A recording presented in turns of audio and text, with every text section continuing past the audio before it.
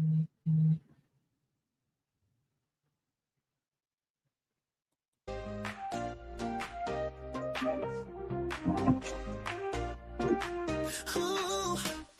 grab your friends, it's time to vibe.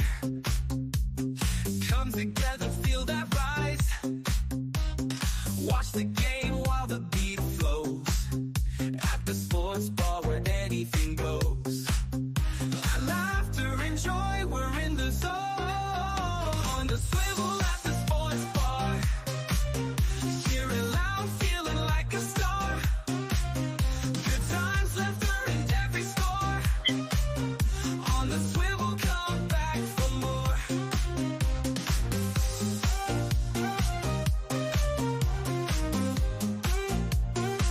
Come back for more. Tasty treats and soulful sounds. Feel the rhythm is where joy's found. Ooh, with every cheer we come alive. Come on in, let's thrive and jive. In this moment we find our groove. On the swivel at the sports bar. Cheering loud, feeling like a star. Good times, laughter and every score. On the swivel, come back for more. Ooh, come back for more. Ooh, come back for more. Tasty treats and soulful sounds. Feel the rhythm, it's where joy's found. Ooh, with every cheer we come alive. Come on in, let's thrive and jive. In this moment we find our groove. Ooh, on the swivel at the sports bar. Cheering loud, feeling like a star. Good times, laughter and every score. On the swivel, come back for more. Swing on by, don't miss the fun. At the sports bar, the best begun. Ooh, come back for more. Come back for more. Come back for more. Come back for more. Come back for more. Come back for more. Hey, welcome aboard, everybody. I'm having a joy. I got to turn that damn thing off now. I forgot. You're only supposed to play it once. Anyway, welcome to the Swivel at the Sports Bar. Hey, listen, I have a compendium of information I'm going to throw out there again. I'm having fun with this thing. It's never too little stuff to talk about with sports. There's all kinds of things are always happening. NBA season started. The WNBA season ended. The Yankees are in the championship with the Dodgers, and baseball can never be happier, right? You got a East and West Coast thing going on. You got O'Shea Ohtani, record-setting, unbelievable baseball player. So it's going to have everything in this series. I might even watch a game or two. I might even watch a game or two. So let's go ahead and keep going. Let me just throw the fair use policy up there. Fair use. I'm going to use videos and stuff throughout this thing. So so far, so good. You know, YouTube hasn't been bothering me, so I can't complain. All right, so let's start with football. Last week was an interesting week because there wasn't that many upsets, if you want to call them that. I don't think there was really upsets at all. You know, the Lions playing the Vikings. Enough people would say that was a pick'em game, and probably the Vikings might have been slightly favored. And so it was a good game too. And you know, people complain a little bit about a few things here and there, but how it ended. But I think it was a good game. They're going to be at each other's throats for the rest of the season. I think the Lions are better than the Vikings. I think scheduling may have had something to do with the 5-0 season for the Vikings. So we'll see how it goes for going forward. So hey, yeah, NFL's in full swing. Well, so I always try to recap what happened in the week past. I always have to put my man Colin Coward up. He always has something to say. So we're going to play him, and then we're going to play some unknown guy who's pretty funny. You know what's really funny? Making a website home with. Hey, wait, Howard. I've just watched this matchup too many times, and I keep seeing the same exact thing every time. Mahomes is magical in crisis. Purdy needs everything to be in place, and Kansas City's more resourceful. Both these teams were missing all sorts of players. One kind of capsized, the other elevated. And that's what I've watched now 5 straight times. That was, sometimes you get these in the regular season. You'll see it in the NBA. You'll get that handful of games. You're like, oh, that's a playoff game. That's a conference final. That felt like an NFC conference championship game. All these toys Aaron has, they got 15 points. The Steelers, inserting a quarterback that hasn't played in a long time, they got 37. But there's a little bit of fool's gold now with Aaron. He's more of an image and a logo than reality. He's got a little NFT to him. It's a little fool's gold. It's the people that are not as smart as they think they are keep embracing Aaron. And this is a little NFT. Where's the substance? I don't buy into images and logos. I want sustainability. I want production. I'm a Jordan Love fan, and I know he makes mistakes, and he's more Favre than Aaron Rodgers, but the joy he plays with, the support he gets from his coaches, even after big mistakes, Matt LaFleur doesn't care. This is what great looks like. I mean, he may not be Mahomes great yet. We don't have to classify every player, but he is special. When the Giants let Saquon Barkley go to the Eagles, we said the big worst mistake. part about this is Saquon's going to humiliate you twice a year, and once at home and in front of your bosses. It is a bad Monday in the Giants facility. Saquon had more yards than the Giants did in total. And, yes, he got booed, but, you got to be careful. There's a reason there's the old term, never trade in division. Yeah, well, you don't want to trade your best player to your arch rival in division. No, you don't. I guarantee you, it is walking on eggshells in the Giants facility today. Great player getting his. Congratulations. All right, so we stop it there. That is funny. Steelers did their thing last Sunday. Oh, well, yeah, they did. They did. You know what? I got a question for you later on if you stick around, because that's one of my questions in the end about what the coach did. Okay, so let's hear this guy here. This guy here. He talks about the week in review. What the fuck just happened in week 7 of the NFL? The Bills are going to win the Super Bowl. Just give them the ring now. Is Jaden Daniels a system quarterback? Because that's what it's starting to look like. Coaches confirmed that Tyreek is holding quarterback tryouts on Tuesday. The guy's had enough. Danny Dimes got sacked more times than he had completed passes. Jameis Winston is QB1, and Nick Chubb is healthy. Cleveland is so back. Who cares about the loss? Sam Darnold versus Jared Goff, absolute cinema. Can someone explain to me how Mahomes is still the MVP favorite with these stats? Fuck the trash-ass, shitty-ass, fraudulent-ass team in Green Bay won again. Drake May played his fucking balls off, but the dude doesn't have any help. You can just tell he's going to go down as one of the greats, and you can get his jersey for just $50 when you purchase it from jerseyandSneakers.com. You can even get 10% off with discount code FFIL. Could he surpass Tom Brady? Get the hell out of here. That's pretty funny. I thought that was funny myself. I don't know if anybody else got it, but that was pretty good of you. I guess you strategically drop the F-bomb here and there. You can have fun with it.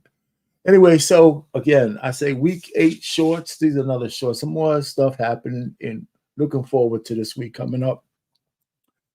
So let's talk. These are the 6 highest priority waiver wire ads for week 8. The number 1 target this week is Juwan Jennings. Brandon Ayuk suffered a season-ending knee injury, and Devo is the. This is for people who like to do fantasy football.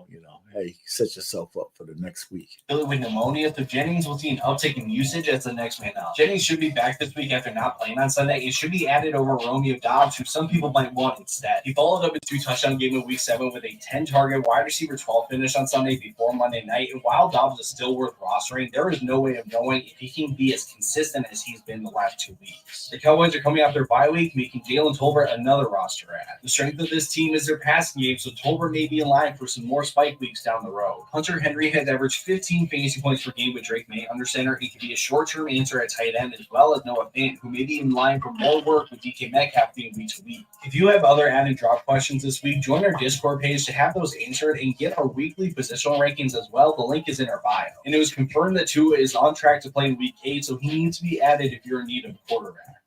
There you go. So anybody playing fantasy football, that's a good little update. So there you go. And I'm playing, I got 2 teams. I'm like middling in both of them, both leagues. One of the leagues I run. All right. So there's a countdown of the top teams from 32 in terms of ranking. Who's good, who's bad.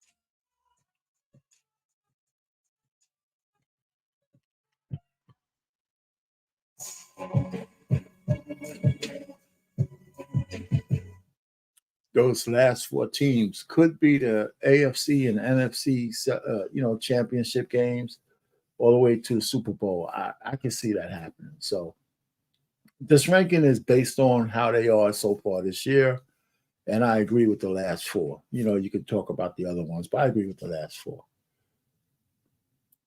All right, so what else do we have here?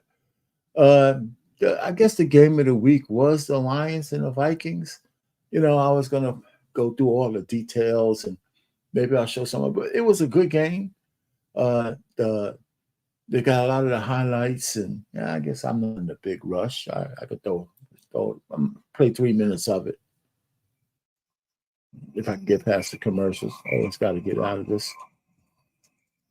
Okay, a bit of a wild ending here to the Lions-Vikings game. I'm going to start off right here, where you see the Lions are just running the ball, trying to kill some clock. They're up 5 points with 6 minutes left. So still some game here, but, Lions are feeling good, up 5 with the ball. Until this happens, a fumble by David Montgomery. The Vikings pick it up, and they go all the way for a touchdown, and the flag was on the offense. So out of nowhere, a game that the Lions felt really good about. We're up 2 scores. Both teams were actually up multiple scores at a certain point in this game. You see, again, this was the punch out, and just like that, now the Chiefs in trouble, and their first drive wouldn't be very good. I mean, it's going to be, actually, before we get to the first drive, we have to go here. So this is actually a really important play in the game, as it turns out. It's a 1-point lead for the Vikings. They want to make it a clean 3-point lead.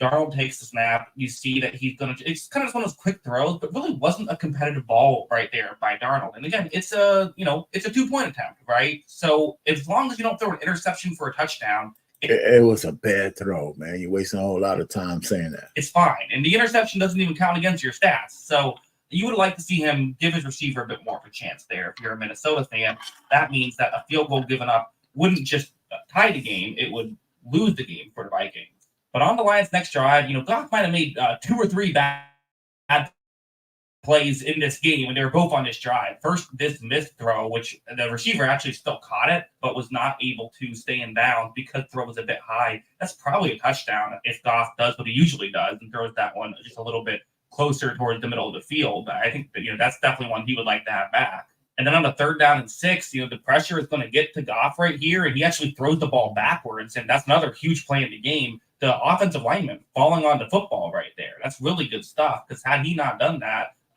if the Vikings recover, that might change how this whole game's played. Now let's go over here. So it's a 3rd down and 4. They're going to have Sam Darnold roll out here in this situation, which makes sense, right? I mean, let's throw the ball, let's play aggressive here. Totally understand it. But when Darnold looks over, I mean, again, it's an uncompetitive ball. That ball doesn't go to either of the receivers. He threw a few of those in this game.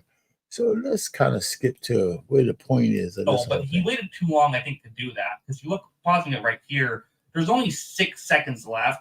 This just isn't enough time. Yes, you're over the middle of the field, and you rush anybody. I mean, to have one player kind of rushing, but really nobody. I mean, they're putting everyone back. It's a difficult situation for Darnold. What do you do? Well, he waits and finally throws over the middle, but he waited too long, I think, to do that. So that's the controversial ending of the game. There was no time left, so they couldn't set up another play or even get into field goal range to even have a chance to win the game. And Donald took too long on that pass before that to throw that thing down the middle with no timeouts left. Don't do that in the game. So it was as simple as that. I watched that game. It was a pretty good game. All right, so that's the end of the football. College football, it's heating up. Here's the top 10 AP poll. +1, Oregon went up, so that's good. Yeah, he did hold on to that ball too long, that's for sure. Georgia went up 3 positions. Texas fell from 1 to 5 from last week. And then you got Tennessee moving up, and Alabama moved out of the top 10.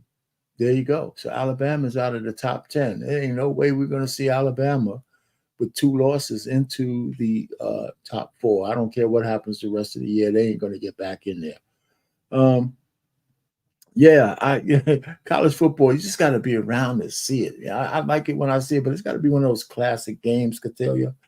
But, it's just the season. All right, so I looked up what some folks think might be the top 5 games of the week to watch. Now, depending on where you're from, you might not agree with this list. So this list is just a list of top 5 games this week. Some people will have a different list for sure, but Georgia, Alabama is probably number 1 this weekend. Even though Alabama is still ranked number 4 in the AP poll, they're out of the running. So that's really strange right there. So this should be, so it depends on which poll you're looking at and all this kind of stuff. And, it really doesn't matter until the end of the season when they, this committee sits around and, blow blue smoke up each other's butts and come up with, who's going to be in the playoffs and who's not. But in the meantime, there's some pretty good games out there. So this is the list of that game. Or those games. Okay, the NFL regular season started last night. All right, my Knicks got their butts whipped, and I think as expected. And this highlight, unfortunately, I was looking at this highlight, thought I was going to see a variety of different teams, but all they did was showed the Knicks and the Lakers and Minnesota and of course the Celtics. But here we go. After the goddamn commercial, of course. They're punishing Time now. Count down 10 through 1. The very best of the best. Your top 10 plays from opening night in the NBA. We begin with some defense into offense. Derek White throws up ahead, and Jason Tatum begins defense of their title with a big-time win. Jericho Sims cutting to the basket of play number 9 and getting up above the rim with a 2-handed stuff. Play number 8. Back to Austin and back to JT. Looking, JT. Is that Jordan? No, it's not Jordan. Man, oh man. Making Kobe and MJ proud. Play number 7. LeBron James. Play the dunk. LeBron. Nearly at age 40, season 22. Back to Boston. Luke Cornett follows up the miss with a big-time flush. Cornett says, I got you, JT. Halfway through the list, in Boston again, Jaylen Brown says, give me that. And then is cleared for takeoff. Jaylen Brown and the Celtics cruising to a win, doing it mostly by way of the 3 ball, but here, getting the easy, uncontested dues. A rookie, welcome to the program. Dalton Connect finding Jackson Hayes, who soars to the basket with a big-time throwdown. Hayes and company with a big opening night win. Staying in L.A. for 3. LeBron James. Oh, LeBron. Don't hurt the rim. LeBron. Look at that on a special night for he and his son, Ronnie. Play number 2, Rui Hachimura. Early in the game, going right up to Staple Power and taking him down. Rui, they defend this. And our top play of the night, Anthony Davis, the player of the night, doing it all, offense, defense, and here the block, saying, give me that Defensive Player of the Year trophy. AD and the Lakers get the win and the top play on opening night in the NBA. Give me the Defensive of the Year trophy opening night? Okay, not happening. Anyway, some new faces and some new places. All the guys who got traded. So this is like a highlight reel of where these guys go, but I'm not going to show that. But we all know that there's some new homes for the guys from Minnesota, so the New York Knicks can get Cat.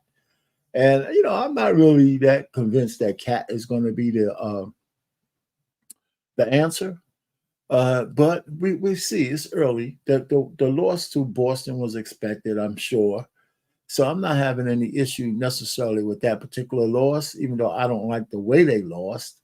But DiVincenzo and a couple of other guys they gave up, it might come back to haunt them with depth, but we don't know.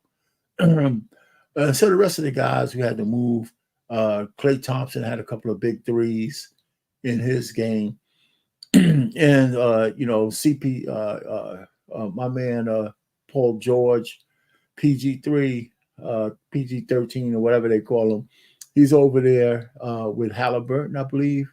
No, he's in Philly. So he's in Philly with my man Embiid. I think that might make a difference. And so he left my man high and dry over there with the Clippers. And we'll see how that plays out. So it looks good. All right. Yeah, Royce Weiss is still making a, you know, he's yeah, you love the big three, Royce. Yeah, busy. You know, I don't know if he's going to win that. The Senate seat, that might be interesting. We'll see. I know he's kind of tough, man. He's got that Trump thing going on, saying what he means and meaning what he says. So, well, good luck to the brother. All right, so what's next on the docket? So after the NBA, here's the I'm gonna start with. I started with the conference standings even from the beginning, even though it's almost everybody hasn't played, so we got started. So our pain is here telling you from day one, we're gonna put the standings up there to see who won and see who lost. And so far, the Knicks are in dead last. Just so are the Timberwolves. So all right, so we'll see how it shapes up during the season. And that's cool. So I just want to go ahead and start getting in the habit of putting that up there.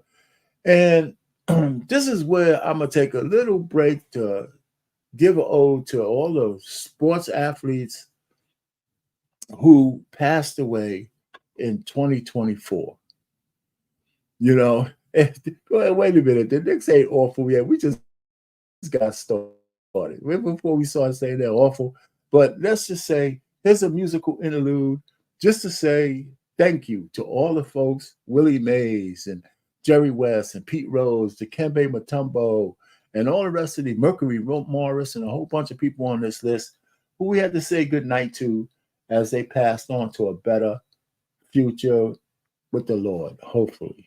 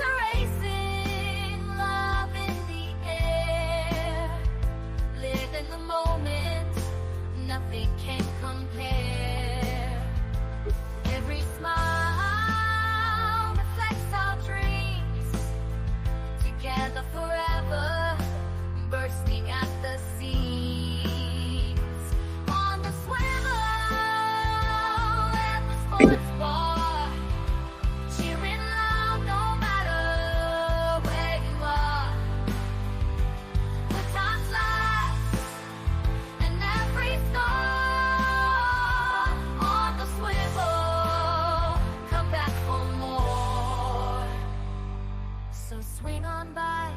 Feel that spark. R&B vibes ignite the dark. All right. Thank you, Katilia. Yeah, hopefully you heard the music. Yeah.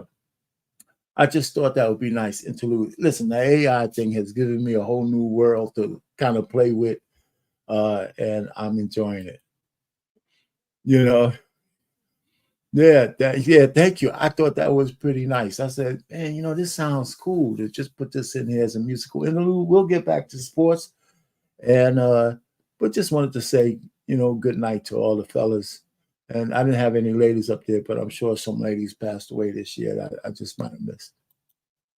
All right, so back to the playoff talk for the WNBA. We know the season is over, but before we talk about that, there was an officiating call that in the championship game that everybody's talking about. So, and the picture to the side, we'll get back to it. But before I go there, Plymouth Rock. I never wonder if I'm covered for home and auto. they're gonna make sure I get some. The Liberty captured their first W title, beating the Lynx in overtime of Game 5, 67-62. New York trailed by 2 in regulation when Stewie was fouled. 5.2 seconds left. After a lengthy video review, Stewart calmly hit 2 free throws to tie the game at 60. Minnesota had challenged the foul call, and after that game, Coach Cheryl Reeves still questioned it. Jonquil Jones scored 17 points to lead New York and was named MVP. Brianna, how does it feel to bring the Liberty its first chip? To be able to bring a championship to New York, first ever in franchise history, it's an incredible feeling, and I literally can't wait to continue to celebrate with the city because I know it's gonna be bonkers. Back, right? That was not a foul. That call should have been reversed on that challenge. If we sent that clip in, they would have told us that it was marginal contact, no foul. Guaranteed. These guys shot 30%. Shot 30%. The difference was in the foul line. All the headlines, Reeve cries foul. Bring it on, right? Bring it on. Because it's stolen from us. Bring it on. Oh man, they just loaded me up with commercials.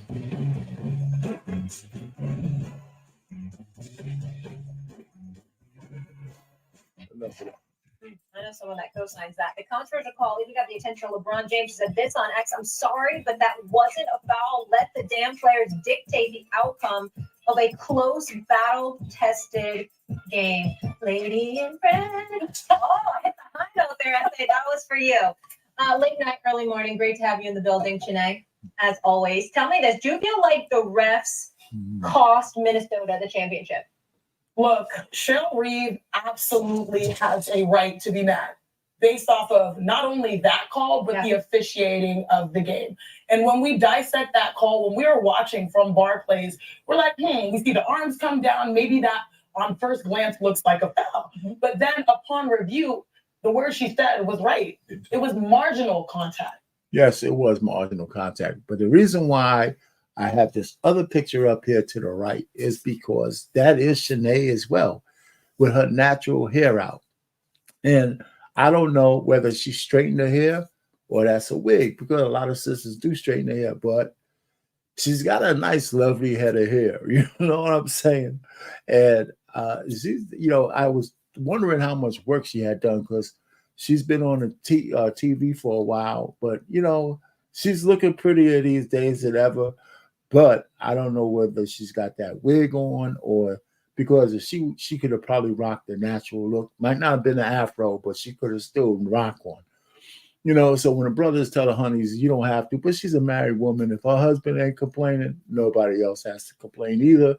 By the way, she did marry an African man. But anyway, she's elevated her game as an announcer and stuff. So I just wanted to just show her so I could say, well, let me see what she looks like before she got all the fame and fortune with ESPN. And she was a cutie pie back then too. Now she was a WNBA player as well. And so was her sister. I think her sister might still be in the league. So yeah, it was a close call. I don't think it was a foul either. If you look at it, Yeah, to me. ain't no And damn when you foul. have a game of this magnitude after a tremendous season and an iconic series, for it to sort of come down with the momentum shifter being this, that's a tough pill to swallow. It is a tough pill to swallow. Everybody who complaining, yeah, you're right. That was a bad officiated game.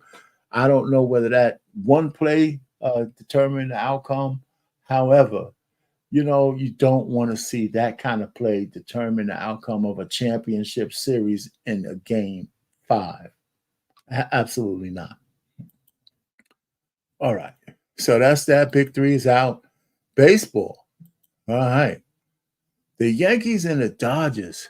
Yeah, man. You know a lot of people in the New York, New Jersey area wanted to see a Subway Series, but I could tell you one thing: baseball certainly did not. If I was a commissioner, I could not have wished for a better series than this.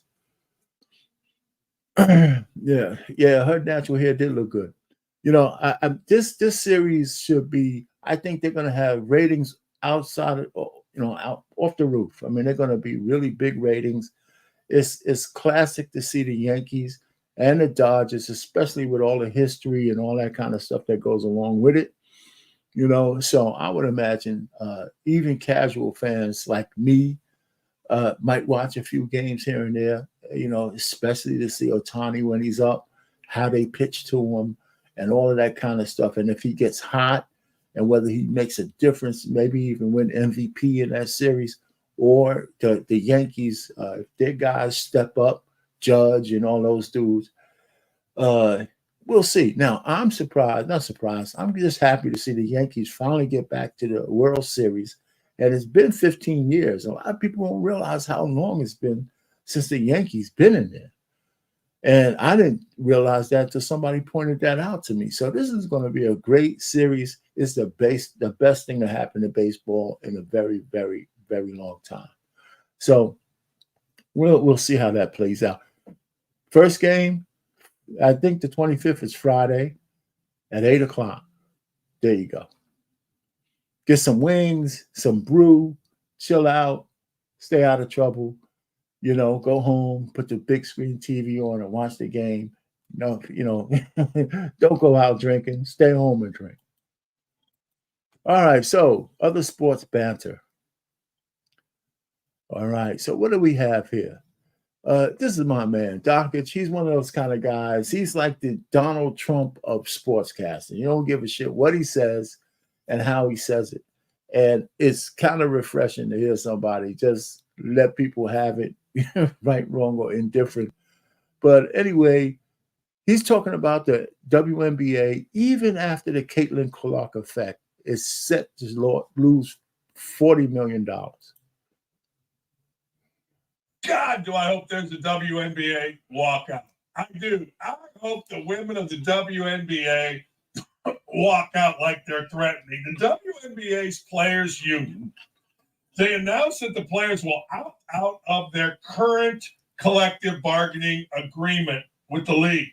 That's right. They're opting out. They have that option.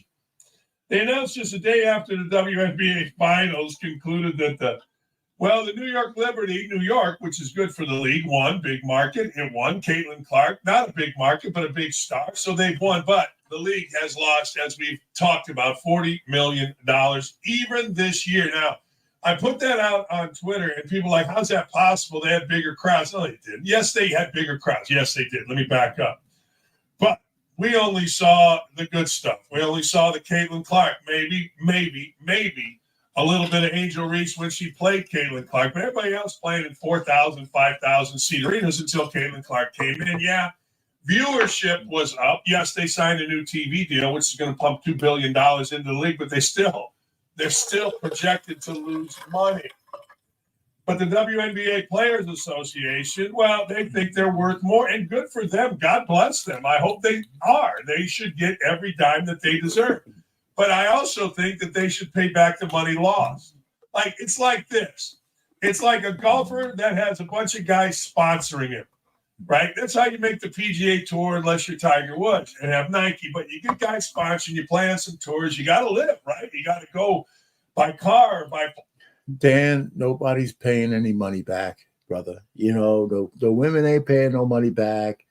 You know, and nobody's paying money back just because they're sponsored. It's just business. But anyhow, listen, they got this. The WNBA has been at a deficit since they've been in since forever, and I believe the whole league is set up as a write-off for the NBA. Whatever they need to write off, like $100 million, they could look at the WNBA to do that, right? And so everybody's fat, dumb, and happy, you know. So the lawyers from the NBA find a way to at least offset some of the profits that the league have to give back to the taxes on those profits they have to give to the federal government by writing off the WNBA. And so, you know, so that's going to be less and less if they continue to try to build a league without bitching and moaning about Caitlin Clark every goddamn. Listen, just ride the horse that came in. You know what I'm saying? Find some other ladies that you could build with to make that NBA, and make sure those ladies are pretty and they're straight and they could be relatable to the masses of people that's out there. You know, not this little niche of hard-ass chicks that most people can't get behind. That's the bottom line. And nobody wants to say it, but that shit's true. Anyway, so that's that for the WNBA. Great season, one of the best in their history. And so now comes to my questions. And you know, so I would be, it's me and you could tell you, and I appreciate you being here. So I would be just talking to just anybody. But anyway, you know, listen, does anybody think that the LeBron hate will have some kind of lasting scars, leave some kind of lasting scars on his son, Bronny James? Because I think most of the vitriol that's being pointed at Bronny James, even though he doesn't necessarily belong on a pro team, and he got there because of his father, it's because they hate him. So many, I don't understand the hate for LeBron James, by the way. I really don't. But there's a lot out there. Excuse me.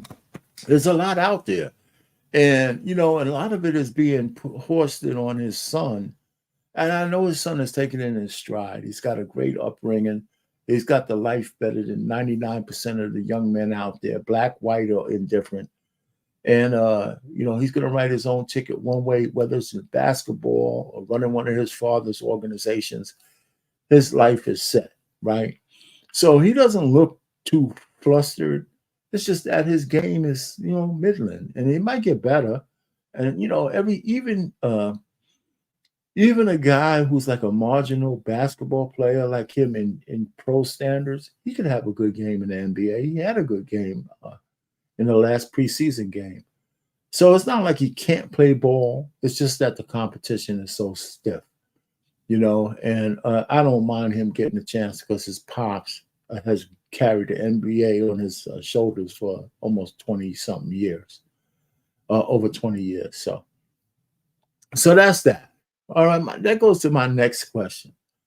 And maybe, you know, I had a conversation with one of my friends before he didn't come on tonight. I'm surprised. But, you know, listen, the question was, does LeBron James have to retire in order for the NBA to move on?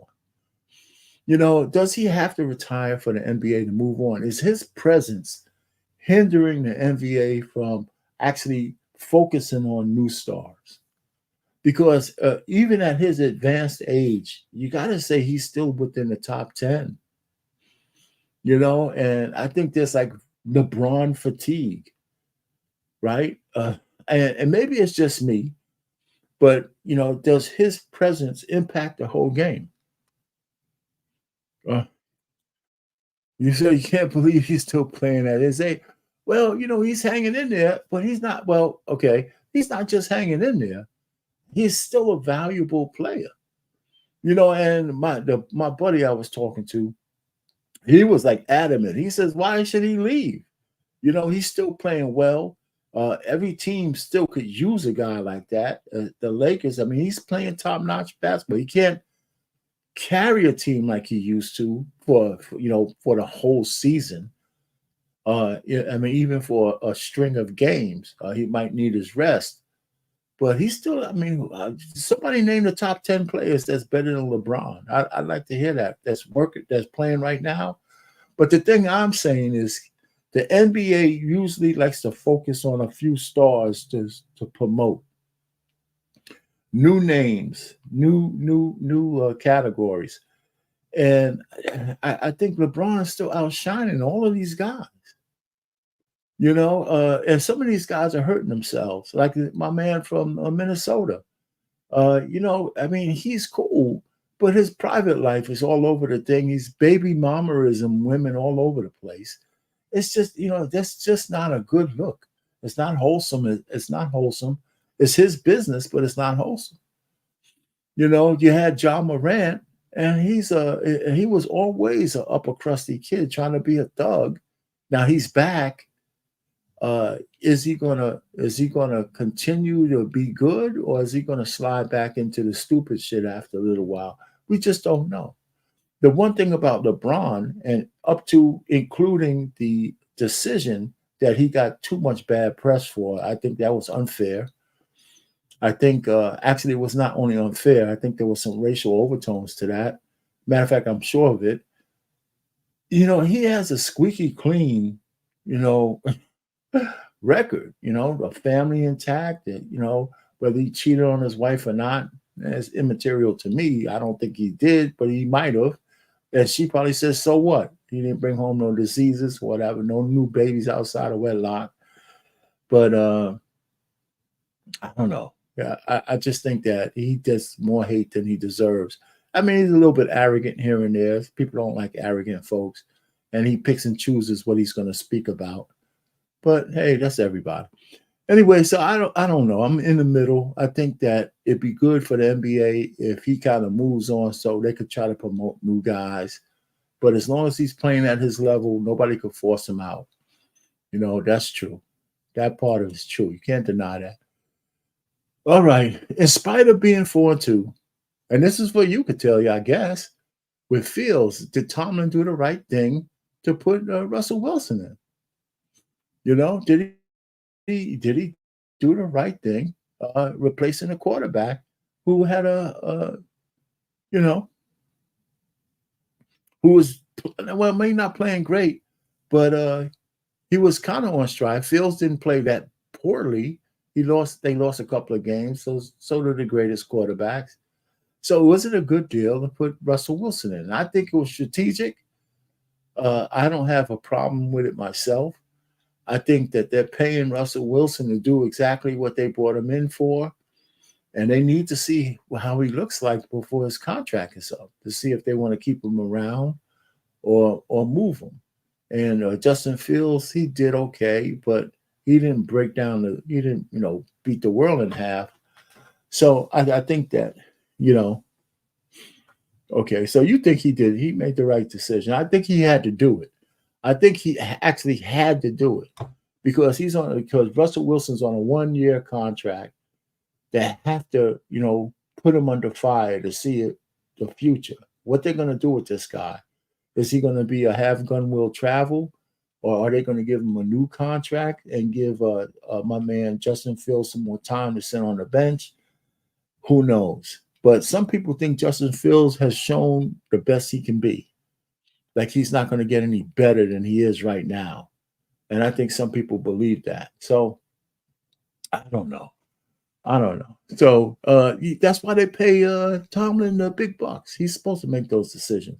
And he seems very comfortable doing it. So that's cool. Now, whether the Pittsburgh Steelers are going to be more than just another playoff team and lose to either Kansas City or lose to either the Ravens, and because I think those are going to be the biggest, those two teams again are going to be facing each other in the playoffs. I don't know, man, because I tell you right now, the Ravens look like a monster, a beast. And I think if they play Kansas City right now, again, it would be a completely different story because Kansas City is not looking as good and polished and sharp as a lot of people are giving them credit for. And maybe it's just the quarterback. But if they run into this Ravens team at this level of play that they're playing at, I don't think the game will be that close. Anyway, and then the last one, Lamar Jackson. If he wins a third MVP, does that put him in the hall with or without a Super Bowl ring? Right. So there's I guess most quarterbacks never win a Super Bowl. That's in the Hall of Fame, right? Most quarterbacks never win a Super Bowl. So with that, it's still early in his career, kind of. He's still a young man on his first big contract. So, during the regular season, the guy is just fantastic. He's going to rack up numbers, yards, passing yards. And with Derrick Henry, I don't see anybody stopping him offensively because they're double-edged sword. But we all know that Lamar Jackson is being measured based on winning the Super Bowl now. The regular season and all that kind of stuff is okay, but people want to see him do it in the playoffs. I think that's where it's at. That's exactly where it's at for him. So, that's my 4 questions. If the fellas was around, we'd probably be debating these for a little bit longer. But I just wanted to throw that out there and see, because I'm gonna come up with some questions every week, and so we could talk about them. Besides just going through the slide deck and going over the status of different sporting events, there's some questions I'd like to talk about with people, and these are the ones that came off of the top of my head. Yeah, I think you're right. Jackson is the current favorite for MVP, and the stats prove it, right? So.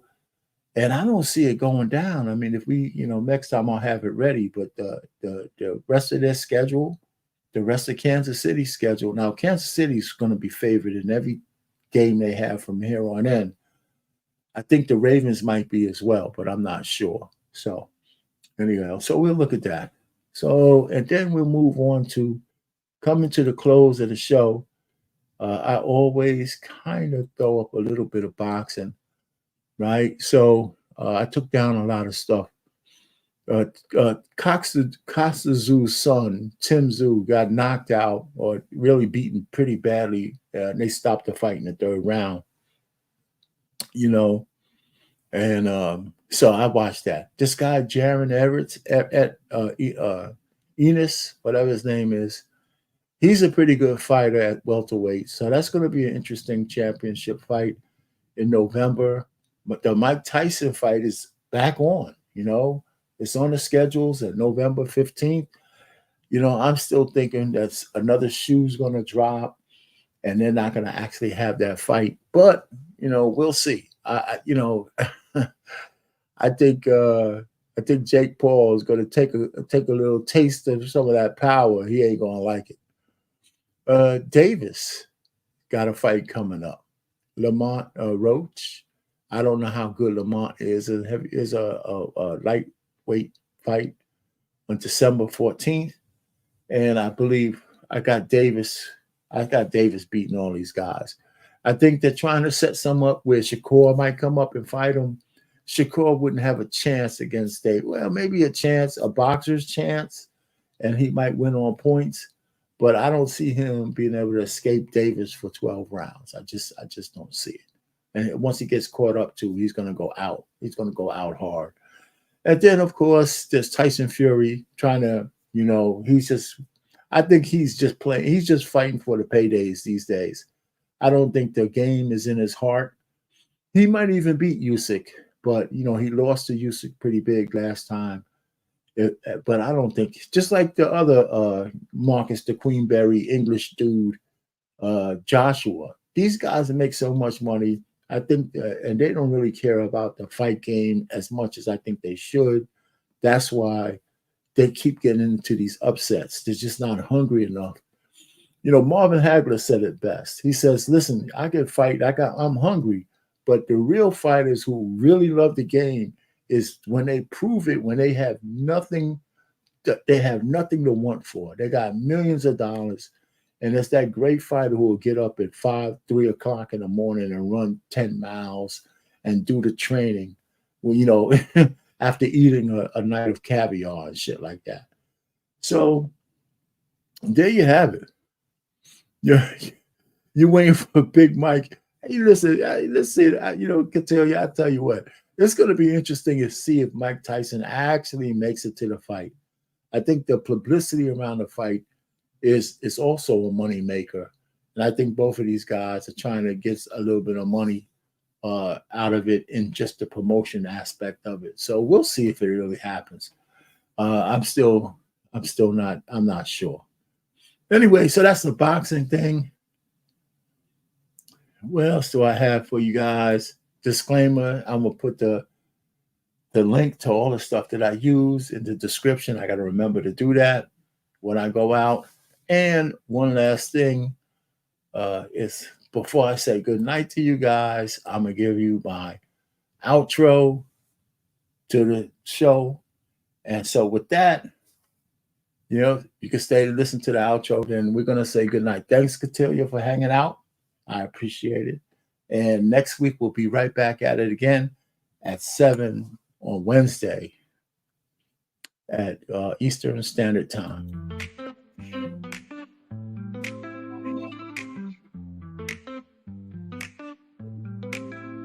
Grab your friends, it's time to play. Join the fun, we're here all day. Watch the game with drinks in hand. On the swivel, let's take a stand. On the edge of our seats, we live for the thrill. In this moment together, we're feeling the chill. So here's to the laughter as we gaze at the stars. We say goodnight from the swivel at the sports bar. In the flicker of the screens where our spirits ignite, let's cherish this time as we fade into light.